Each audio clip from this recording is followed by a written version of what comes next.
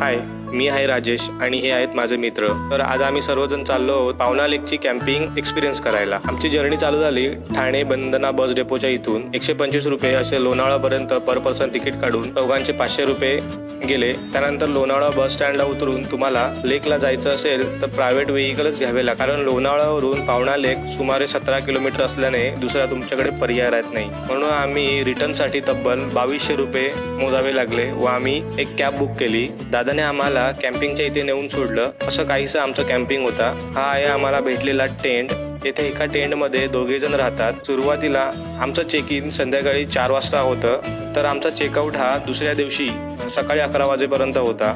तर आम्हाला सुरुवातीला मिसळपाव खायला भेटली. मिसळपाव खाऊ झाल्यानंतर आम्ही तिथल्या ॲक्टिव्हिटी एन्जॉय करायला गेलो, जसं की कॅरम, बॅडमिंटन, क्रिकेट, असं खूप साऱ्या ॲक्टिव्हिटीज होत्या. जशी संध्याकाळ झाली तसं आम्ही पावना लेकच्या सनसेट पॉईंटला गेलो. तिकडचं सनसेट पॉईंट खूप भारी होता. असं काहीसं सिनेमॅटिक व्ह्यूज वगैरे होते. खूप भारी वाटलं आम्हाला बघून. काळोख झाल्यानंतर परत आम्ही रिटर्न कॅम्पिंगच्या इथे गेलो.